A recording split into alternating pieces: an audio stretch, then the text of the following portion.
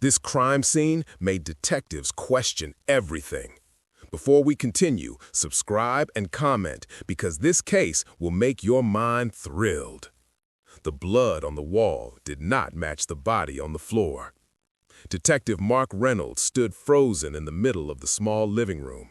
His eyes moved from the dark red handprint near the door to the woman lying on the carpet. Something was very wrong. The room looked like a violent fight had happened. A table was broken, a lamp was smashed, there were deep scratches on the floor. But the woman on the ground looked peaceful, too peaceful. Her name was Emily Carter. She was 32 years old, a school teacher. Everyone said she was kind and friendly. But now she was lying on her back, her eyes open, staring at the ceiling. There were no signs of a struggle on her body. No cuts, no bruises, no wounds. Yet, the room looked like a storm had torn through it. "This crime scene makes no sense," whispered Mark. His partner, Detective Sarah Lopez, stepped closer to the body. She knelt down and looked at Emily's hands. "Mark," she said slowly, "there's no blood on her fingers. If she was attacked, she should have tried to protect herself." Mark felt a cold chill run down his back. The police had received a 911 call from a neighbor who heard loud noises and a scream. When officers arrived, the door was unlocked, the lights were on, the TV was still playing. But Emily was already dead, and nothing added up. Mark walked into the kitchen. A chair was tipped over, a glass was broken near the sink. Red drops led from the kitchen to the living room, but stopped suddenly in the middle of the floor. "Where did the blood go?" Mark asked. Sarah shook her head. "It's like someone cleaned part of the scene, but left the rest." Then a uniformed officer rushed in. "Detectives, you need to see this." He led them to the bedroom. The bed was neatly made, the room was clean, no signs of a fight. But inside the closet, hanging behind Emily's dresses, was a bloody jacket. Mark touched it with gloves on. The blood was still wet. "That means someone was here after she died," he said. Suddenly, Mark's phone rang. It was the lab. "We just ran the first test on the blood," the voice said. "Detective, it doesn't belong to the victim." Mark's heart started pounding. "If it's not Emily's blood, then whose is it?" he asked. The lab paused. "That's not the strange part," the voice said. "The blood belongs to two different people." Mark looked at Sarah. Her eyes widened. "Two people were bleeding, but only one body is here." "So where is the other person?" Sarah whispered. Just then, another officer ran in. "Detectives, we found something behind the house." Mark and Sarah rushed outside. In the backyard, half buried under dirt and leaves, was a large suitcase. It was locked, and something inside was moving. Mark reached for his gun. "Open it, now." The officer slowly unlocked the case. The zipper moved. The suitcase opened, and everyone screamed. The crime scene had just changed everything. The suitcase was shaking. Slow at first, then harder. The zipper moved by itself, like something inside was pushing against it. Detective Mark Reynolds held his gun tight. His hands were steady, but his heart was racing. Every officer around him had their weapons ready. The backyard was quiet except for the soft sound coming from inside the suitcase. Tap, tap, scratch. Someone was alive in there.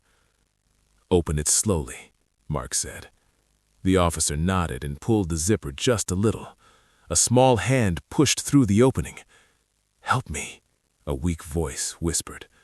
Everyone froze. Mark rushed forward and pulled the zipper all the way open.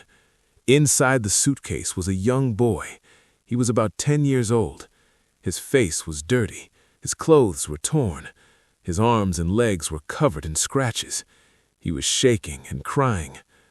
Sarah dropped to her knees beside him. "You're safe now," she said gently. "You're safe." The boy looked at Mark with wide eyes. "She's gone. They hurt her. They hurt my mom." Mark felt his stomach twist. "What's your name?" Mark asked. "Ethan," the boy said. "Ethan Miller." An ambulance arrived fast. Paramedics lifted Ethan onto a stretcher and wrapped him in a blanket. As they checked his injuries, Mark walked beside him. "Ethan, can you tell me what happened?" Mark asked softly. Ethan swallowed. "We were at home. Mom was making dinner. Then someone knocked on the door." Mark glanced at Sarah. "Did your mom know them?" Sarah asked. Ethan nodded slowly. "She said their name. She looked scared." The memory made his hand shake. "They came inside. They started yelling. Mom told me to go to my room and lock the door." His voice cracked. "I heard things breaking. I heard her scream. Then everything went quiet." Mark closed his eyes for a moment. "What happened after that?" Mark asked. "The door opened," Ethan said. "One of them grabbed me. They told me to be quiet or they would hurt me too." Tears ran down his face. "They put me in the suitcase and carried me outside. I thought I was going to die." Sarah turned away so Ethan wouldn't see the tears in her eyes. "You're very brave. You did nothing wrong." Back inside the house, Mark walked through the living room again. Now he saw it clearly. The broken table, the smashed lamp, the blood that stopped too suddenly. This wasn't just a fight. It was an attack, and someone tried to erase parts of it. Forensics teams worked all night. They tested fingerprints. They checked shoes for dirt. They searched every corner of the house. Then the lab called again. "Detective Reynolds," the technician said. "The second blood sample matches a man named David Parker. He has a record for assault." Mark felt a jolt of anger. "Where is he now?" Mark asked. "Unknown," the technician replied. "But there's more. The bloody jacket from the closet belongs to a man named Luke Turner. He also has a violent record." Mark stared at the crime board. 2 suspects, 2 blood samples, 1 dead woman, 1 missing attacker. The next morning, Ethan woke up in the hospital. Mark and Sarah came to see him. "Do you remember their faces?" Mark asked. Ethan nodded. "One had a scar on his cheek. The other had a snake tattoo on his neck." Sarah wrote it down. "That's them," Sarah said. "Parker has the scar. Turner has the tattoo." Mark clenched his jaw. These men didn't just break into a house. They came for Emily. Later that day, police tracked Parker to an old motel outside town. Officers surrounded the building. Mark and Sarah went in. Room 14. They kicked the door open. The bed was messy. The bathroom light was on. The window was open. On the table was a phone, still warm. "He was just here," Sarah said. Mark picked up the phone with gloves. A message was on the screen. It read, "You should have stayed quiet." Mark felt a cold fear crawl up his spine. They weren't done, and now they knew the police were coming. Outside, sirens suddenly screamed. A patrol car radio crackled. "Detectives, we just got a report. A man matching Turner's description was seen near Lincoln Elementary School." Mark's heart dropped. That was where Emily worked, and school had just ended. Mark ran. If Turner was there, then more lives were in danger, and this nightmare was far from over. The train yard was silent. Cold wind moved through the empty tracks. Old train cars sat like dark shadows under the moonlight. Police lights flashed blue and red across the metal walls. Detective Mark Reynolds stood beside the shallow grave. His eyes were locked on the body. The man had been tied with rope.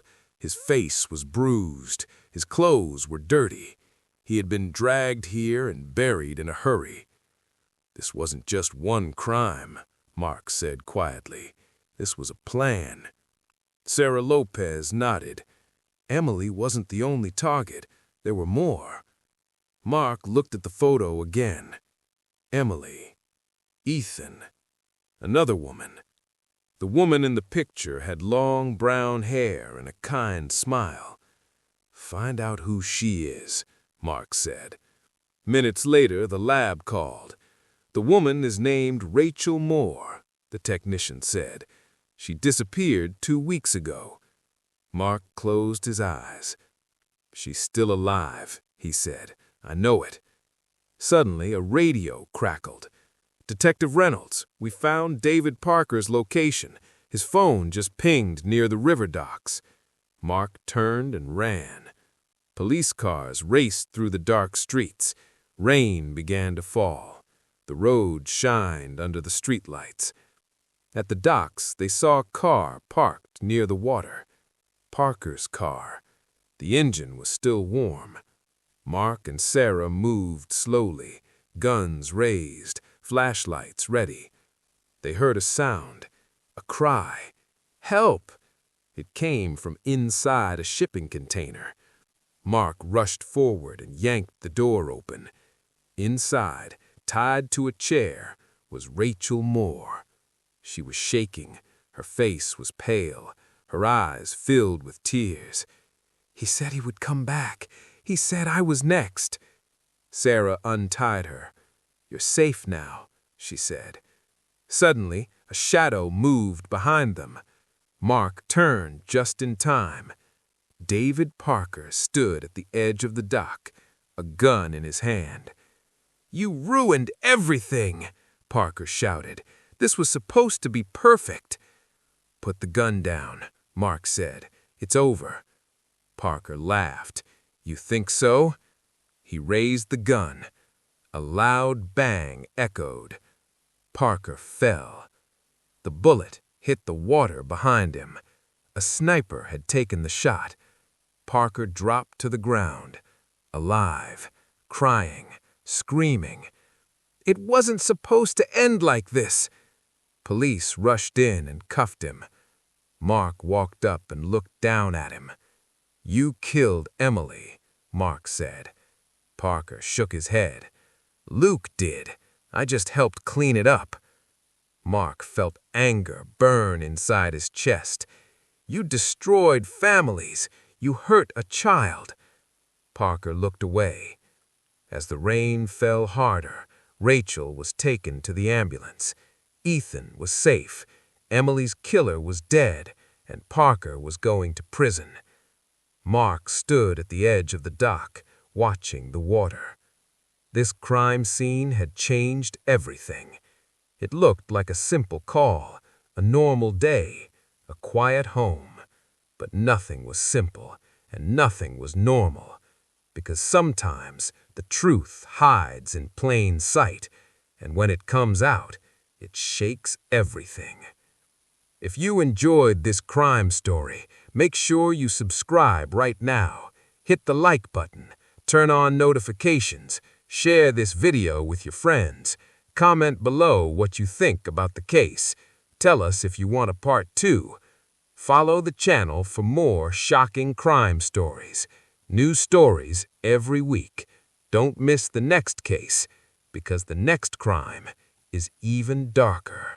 Before we dive into this dark and twisted story, smash that subscribe button, hit the like, and comment below, because some crimes are too chilling to watch alone. You're about to step into a nightmare that no parent should ever face. It was a cold December morning in McKinney, Texas, when the ambulance lights flickered against the dull gray of early dawn. The city, usually quiet at this hour, was about to witness something it would never forget. At Medical City, McKinney, doctors and paramedics scrambled around a small body lying on a stretcher. 3-year-old Dawson Zamora had been rushed in unresponsive, his tiny frame bruised and broken, far too much for any child so young. Detectives arrived, their eyes scanning the room, stomachs twisting as they noted the signs of trauma, bruises in every stage of healing, internal bleeding, and injuries inconsistent with any accident. A frantic nurse whispered to the lead investigator, This isn't normal. Whoever did this, they've done it before. And the truth, as the officers would soon discover, was far darker than anyone imagined. Weeks before Dawson's life had been taken, Chelsea Berg, a woman in her early 30s, presented herself to the world as a devoted mother. Friends described her as caring, cheerful, someone who would do anything for her son. But behind closed doors, the truth was far more sinister. Christopher Alexander, a man who had entered their lives with charm and confidence, was now at the center of a child abuse investigation. His presence was toxic. The very text suggested he was reckless, aggressive, and someone Chelsea herself feared. Detectives combed through the small apartment, noting signs of hurried cleaning, items removed or hidden, as if someone had tried desperately to erase the evidence of months of torment. A child's toy, a half-eaten sandwich, a crumpled drawing, tiny snapshots of normalcy shattered by the violence lurking in the shadows. Then came the revelation that would turn the investigation upside down. In the back of a locked cabinet, police found photographs and messages that suggested the abuse had been ongoing for at least 30 days. Each image, each note, each bruise told a story of horror, a story that had been right in front of neighbors, friends, and family, but had gone unnoticed until now. And just when it seemed the detectives had seen everything, the lead officer found something that made his heart stop. Tucked away under the floorboards, covered in dust and nearly invisible, was a small blood-stained object, a piece of evidence that could not only change the direction of the case, but also reveal a shocking secret about who had been watching Dawson suffer. But when they opened the locked basement door, what they found changed everything. The locked basement door creaked open, revealing a dim, cold space that smelled faintly of mildew and old wood. Dust floated in the air, disturbed only by the investigators' footsteps. And there, in a shadowed corner, were more clues. Photographs, scribbled notes, and objects that painted a horrifying picture of Dawson's final weeks. Each item whispered a story of fear, manipulation, and betrayal. The room, once ordinary, now felt like a shrine to cruelty. Detectives pieced together the timeline. Bruises in September, cuts and scrapes in October, each one ignored, concealed, or blamed on clumsy accidents. And the texts between Chelsea and Christopher became increasingly ominous.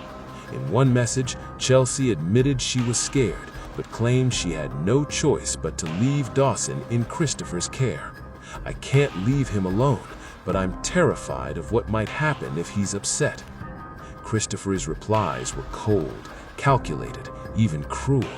He minimized the injuries, suggesting they were accidental, then warned Chelsea to stay quiet. The detectives realized that the boy's suffering wasn't the result of a single moment of rage. It was orchestrated, systematic, and terrifyingly deliberate. Neighbors came forward, their stories adding layers to the dark narrative. Some recalled hearing loud thuds, screams muffled through walls, and Chelsea pleading with Christopher to calm down. Others mentioned seeing the boy limping or sporting new bruises, always with excuses that never quite made sense. The community, now stunned, wondered how they had missed the signs. Meanwhile, medical examiners provided chilling details. Dawson's injuries were not only physical, but also psychological. Evidence suggested repeated trauma that a child so young could hardly endure without long-term damage.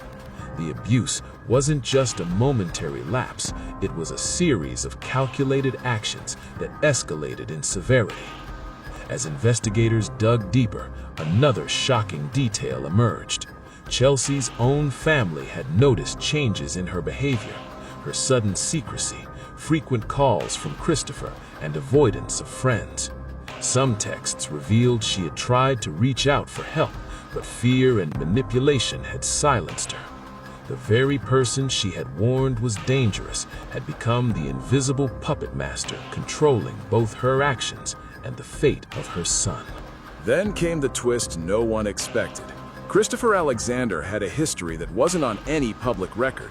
Prior police reports indicated minor domestic disturbances and restraining orders, all conveniently undiscovered or ignored by those around him. The authorities realized they were dealing with someone who thrived on control and intimidation. His ability to manipulate Chelsea and mask his violent tendencies turned a domestic dispute into a deadly trap. As the investigation intensified, detectives returned to the texts, now piecing together the moments leading directly to Dawson's death. And then, in one final horrifying discovery, they found a message Chelsea had sent to a friend just days before the boy was hospitalized. "I don't know if he'll make it. I'm so scared. I can't protect him." The room fell silent as the lead detective read the words aloud. The horror was undeniable, but the story was far from over. Someone had watched a child suffer, warned repeatedly, and still no one acted in time. And then the call came. A name surfaced in connection to the evidence in the basement, someone no one suspected. A connection that changed the entire investigation and pointed to a betrayal so shocking it would make even hardened detectives recoil. What they were about to uncover next would unravel everything they thought they knew about Dawson's final days. The investigation had reached a fever pitch.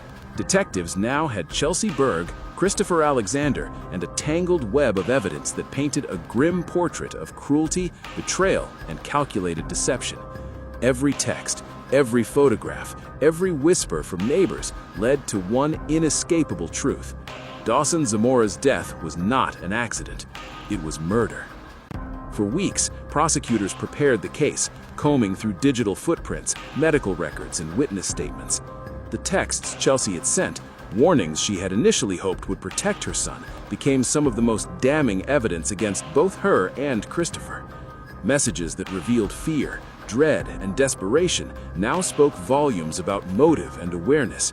She had known he was dangerous, she had seen the signs, yet somehow she had been complicit. Court documents revealed even more harrowing details. Christopher had escalated his abuse in the final weeks, exploiting Chelsea's fear and her reluctance to lose him. He threatened exposure, isolation, and shame if she spoke to authorities. Every manipulation, every lie, every bruise added up. And on that fateful December morning, the cumulative effect of days, weeks, and months of abuse finally claimed Dawson's life. When police arrested Chelsea and Christopher, the air in McKinney seemed to shift. Neighbors whispered in disbelief. Friends struggled to reconcile the warm mother they knew with the woman now accused of complicity in her child's murder. And Christopher, calm, collected, unrepentant, offered no explanation, no plea of remorse. His control, once invisible, had been exposed in the most public and damning way possible. The courtroom became a stage for a tragedy no one could ignore. Prosecutors laid out the timeline: bruises, texts, photographs, missed opportunities, ignored cries for help. They revealed the messages Chelsea had sent warning Christopher was dangerous, a line repeated so many times it became a chilling mantra. Defense attorneys tried to paint a picture of fear and manipulation, of a mother trapped under the thumb of a controlling man.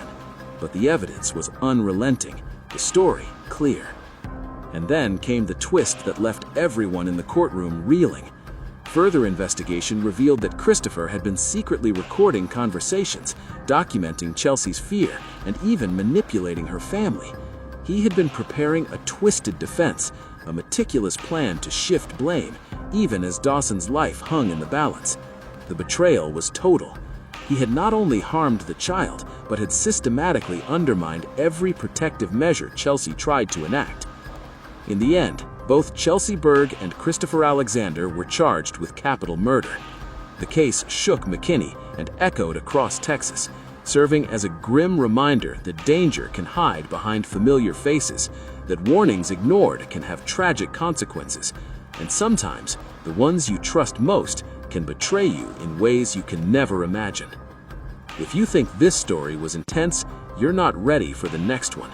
Hit subscribe so you don't miss it. The moment 7-year-old Megan Kanka screamed, it was already too late. It was a quiet summer evening in July 1994 in Hamilton Township, New Jersey. The sun was still up. Children were riding bikes. Parents thought their neighborhood was safe. Then, in just a few terrifying minutes, Megan vanished. When police found her later that night, she was dead. The crime was brutal, the shock was immediate, and the fear that followed would change the entire country forever. But at that moment, standing in the street with flashing police lights and crying neighbors, no one yet knew how deep this case would cut. No one knew that this child's death would spark laws across the United States, and no one knew the horrifying truth about who lived right next door. That truth would not come out until later. Earlier that day, Megan had been doing what many children do in the summer. She played outside with friends near her home. She laughed. She felt safe. Her parents had no reason to worry. This was a family neighborhood. People knew each other. Doors were not always locked. Megan's parents believed she was protected by the simple comfort of community. As the evening came, Megan told her friend she was going home. It was a short walk, just a few houses away. She never made it. When Megan did not return, panic spread quickly. Her parents searched the streets. Neighbors joined in. Someone called the police. Within hours, the search turned into something darker. Officers found Megan's body inside a nearby house. The home belonged to a man who lived close by, a man the family recognized, a man Megan had seen before. The community froze in disbelief. Police arrested Jesse Timondequoise, a neighbor. As details came out, the horror only grew. Megan had been raped and murdered. The crime scene showed clear signs of violence. Parents across New Jersey watched the news and held their children tighter that night. Then another detail surfaced, one that made people angry, one that made people feel betrayed. Timondequoise had been convicted before. He had a history of sexual crimes against children. He had been in prison, and yet he was living freely in this quiet neighborhood. Families nearby had never been warned. No one had been told. Megan's parents had no idea that someone so dangerous lived just steps from their front door. As police questioned neighbors, fear spread like wildfire. Mothers asked the same question again and again. How did this happen? Fathers wondered why no one had warned them. The word preventable began to appear in headlines, and with it came anger. But in those first days, the focus stayed on Megan. Her face filled television screens, a smiling child with bright eyes, a child whose life ended before it truly began. Vigils were held, candles burned through the night.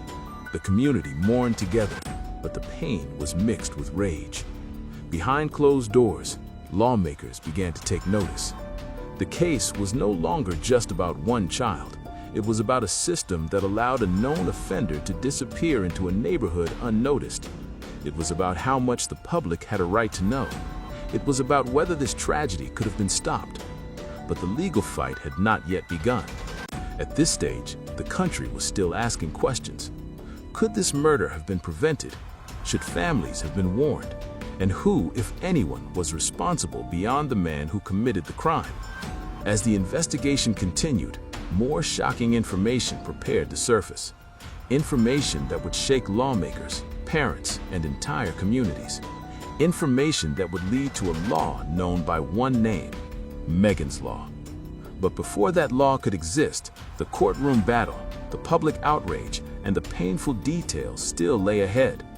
And the nation was about to learn how one child's death would force America to face an uncomfortable truth, that danger does not always come from strangers. Sometimes it lives right next door. The courtroom fell silent as the truth became impossible to ignore. As prosecutors prepared their case against Jesse Temendiquas, the public learned something even more disturbing than the crime itself. This was not the first time he had hurt a child. Years earlier, he had been convicted of sexual offenses involving young victims. He had served time in prison, and yet, after his release, he returned to live freely in a family neighborhood surrounded by children. No warning was given. Megan's parents sat in shock as this information came out. They kept asking the same painful question. If we had known, would Megan still be alive? That question echoed across New Jersey and soon across the entire country. Police explained that at the time, there was no law that required communities to be told when a convicted sex offender moved into their area. The information existed, but it stayed locked inside government files. Families were left in the dark. Megan's death exposed that failure in the most brutal way possible. As the trial moved forward, the details were hard to hear. Prosecutors described how Megan had been lured into the house with the promise of seeing a puppy. That simple lie, aimed at a trusting child, made parents across America feel sick. It showed how easily innocence could be used against itself. News cameras stayed fixed on Hamilton Township. Every court appearance was covered. Megan's face became a symbol, not just of loss, but of a system that had failed. Parents began demanding answers from lawmakers. Town meetings filled with angry voices. People were no longer asking what happened, they were asking why nothing stopped it. Inside the courtroom, Megan's family listened as evidence was presented. The pain was unbearable, but they stayed strong. They wanted justice for their daughter. They wanted accountability. And slowly, something else began to grow alongside the trial, a movement. Lawmakers started to act. New Jersey officials introduced legislation that would require police to inform communities when convicted sex offenders lived nearby. The idea was simple. Parents deserved to know who lived near their children. Communities deserved the chance to protect themselves. But not everyone agreed. Some argued that the law would go too far.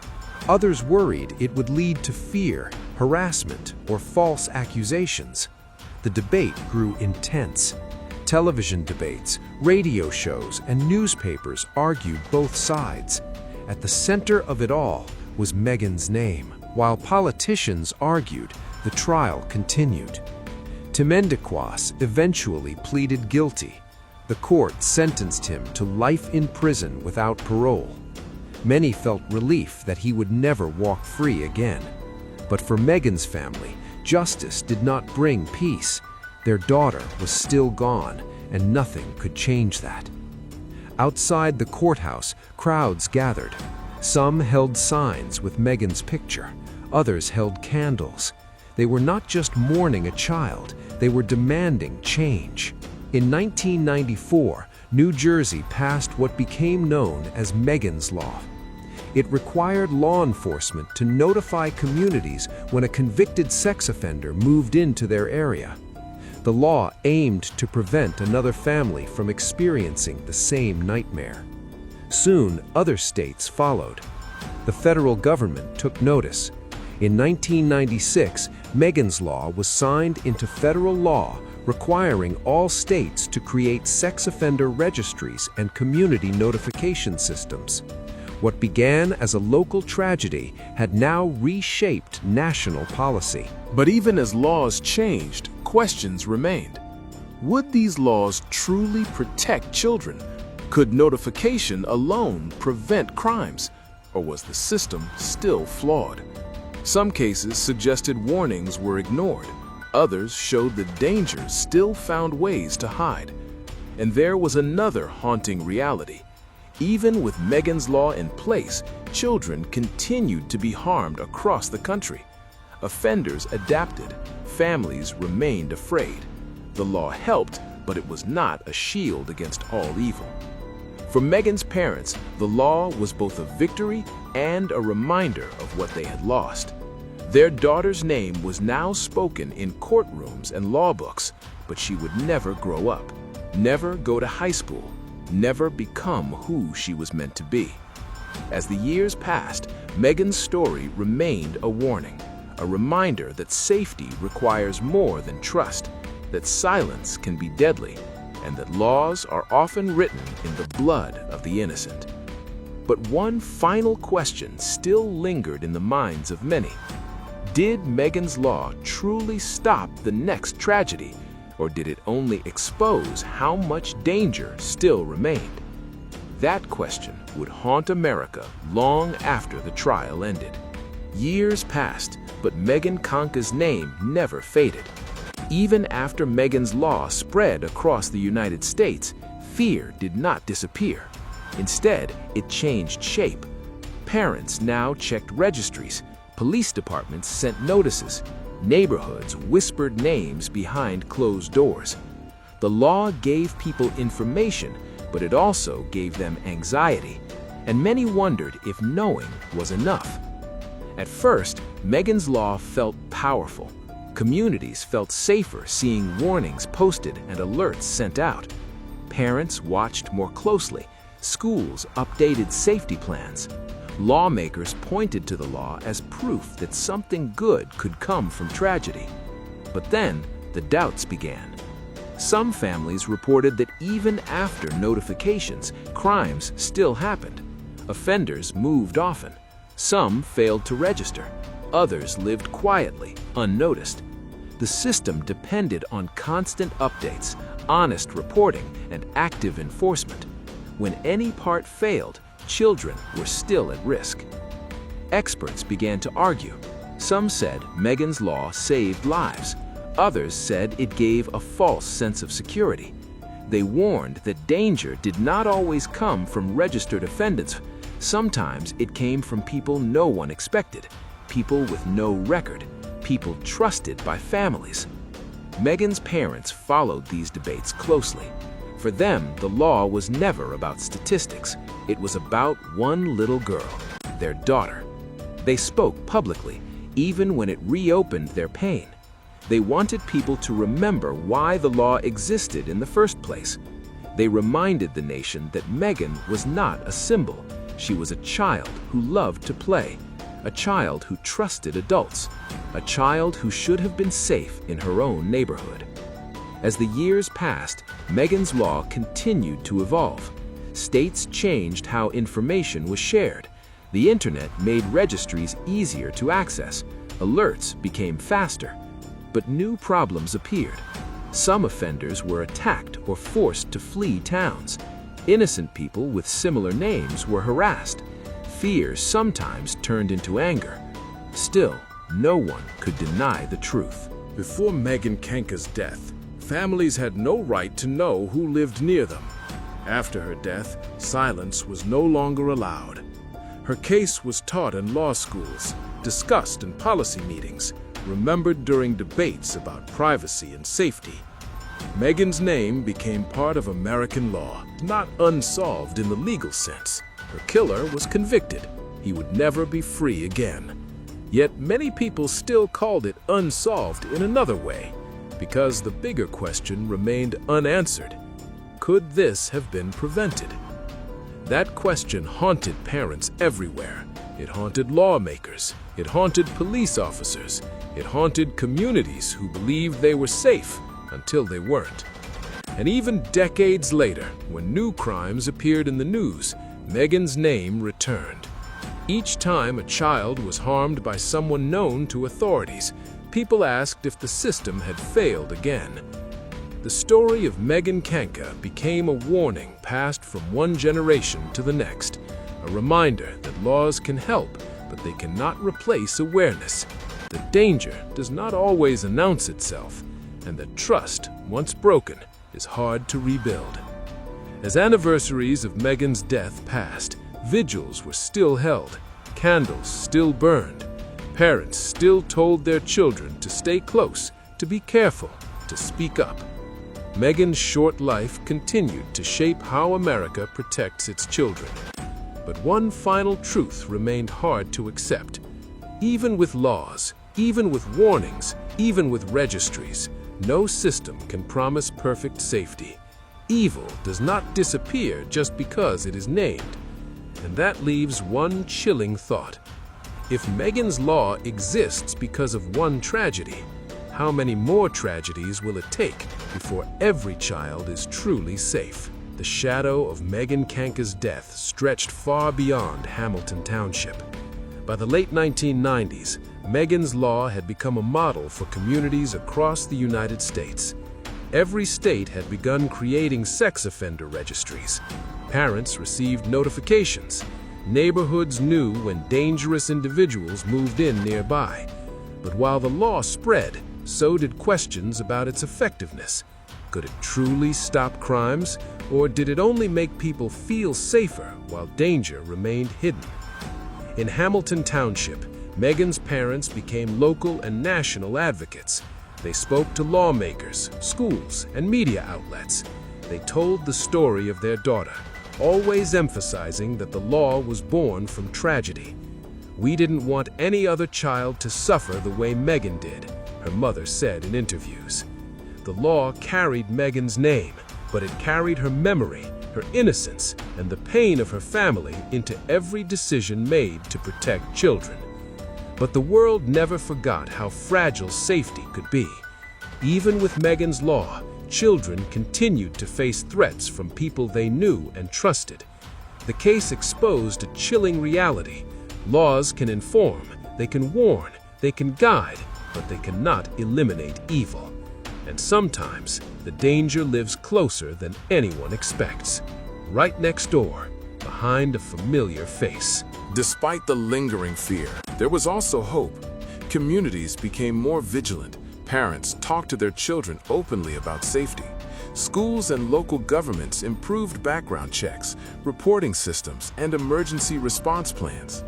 The tragedy that took Megan's life also gave countless families tools to protect their children, to recognize warning signs, and to take action before it was too late. Megan's death, while devastating, transformed the way America approached child safety. Her name became a symbol of vigilance, a reminder that even the smallest voices matter, and that one tragic loss can change the law forever. But in every lesson learned, there is still a haunting question. How many more children might still fall victim before the system becomes truly foolproof? Megan's story reminds us that vigilance is a responsibility that never ends, that the safety of children relies not only on laws, but on the attention, care, and courage of every parent, teacher, and neighbor. Her life was short, but its impact was enduring. Every notification sent, every law passed, every parent who warns their child carries a piece of Megan forward. Her memory lives on not just in legal codes, but in every community that seeks to protect its youngest members.